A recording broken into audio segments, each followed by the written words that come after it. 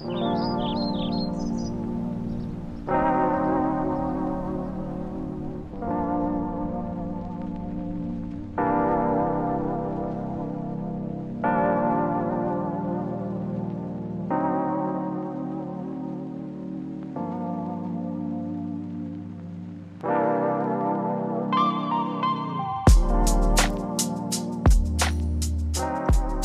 think that a lot of times we sort of think about art last, especially in this moment. We're thinking about action, what we need to be doing, but we sometimes sort of forget about prioritizing art and visuality and creativity.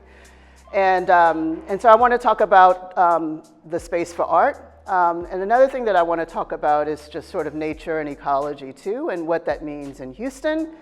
We forget about the sort of biodiversity and just the rich ecology that we have in Houston, and so that's something that I'd like to sort of bring up as well. And I'd love to talk to you all about my background. So first, my background and kind of who I am and the different sort of roles that I play and how I show up as an artist. As I mentioned, I come from a lineage of artists, and I went to school for arts as well, and I also purposely chose not to. I was working in arts for a long time, for about 15 to 20 years. I was working in arts and like arts organizations, in addition to making arts. At some point, I decided I did not want to work in arts. And I purposely chose to go into a field of environmental education and then currently in advocacy. And so I do want to sort of bring that up of sort of thinking about action and having a parallel path of making art and also that references the environment and also sort of mapping and nature, but also knowing that I have a sort of separate path where I'm thinking about protection of the environment. That the art is a little bit more sort of poetic and exploring space, and then there's the space for action and advocacy and policy that protects our environment. For me, both are important. They don't really intersect. Some people do kind of both, where they say, oh, I'm gonna explore this sort of action, advocacy, policy in my work. I actually really like the work to be very abstract. And I think that there's a space for both of them. So I run an organization, and it's called Bayou City Waterkeeper, and it's focused on advocating for our waterways in Houston. So with that, I want to talk about just nature and sort of mapping and space in my art. So if you look around, you'll see some connecting threads. You see sort of bodies of water, sort of, references to water. Then you see also some references to some water too, very abstract sort of references to water as well. This is a very abstract reference to the night sky, and just, again, not sort of literal sort of representation, but more abstract sort of looking at that. And these are abstract representations of water too. The piece behind us are more sort of like super abstract, just mapping. So that feels almost like celestial, like you're like, in the stars. So the connecting threads are water, mapping, space, and sort of like abstract sort of ways of ecology.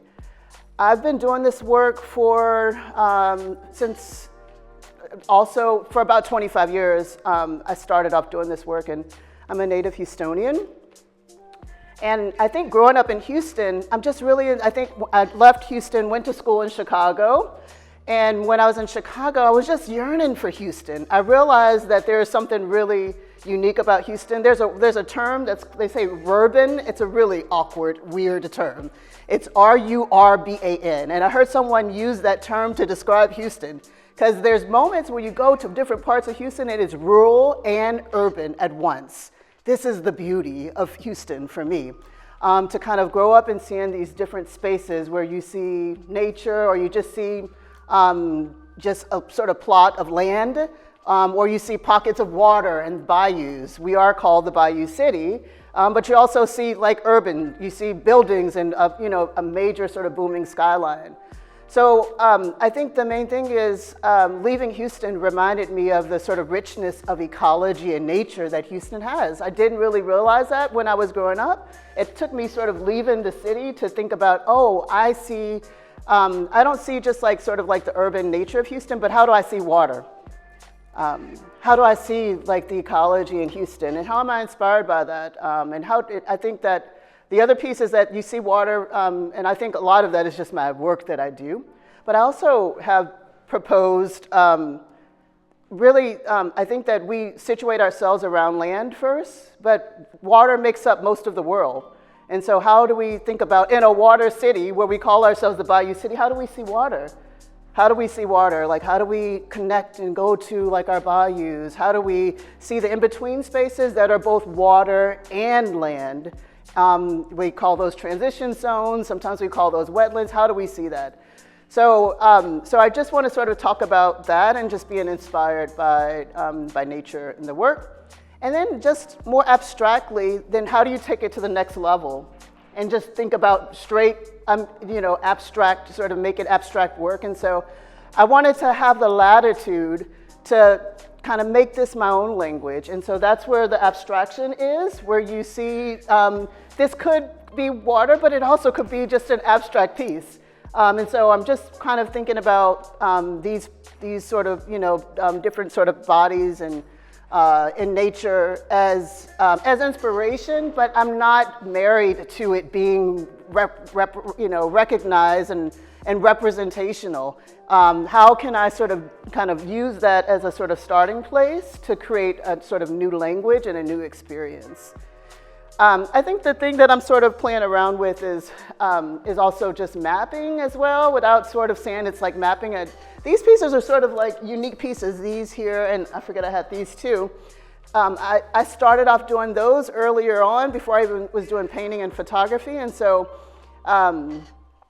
they're paintings, and they sort of process-wise, I'm sanding the surface, putting gesso on the canvas, sanding the surface, putting gesso on the canvas until it becomes very waxy. And so one thing that I want to sort of also think about is like, so what is painting? I think that we think that painting means that you get a paintbrush and you paint something and you do it, but that's sort of an odd thing. Like, we've just been taught that that's what it is.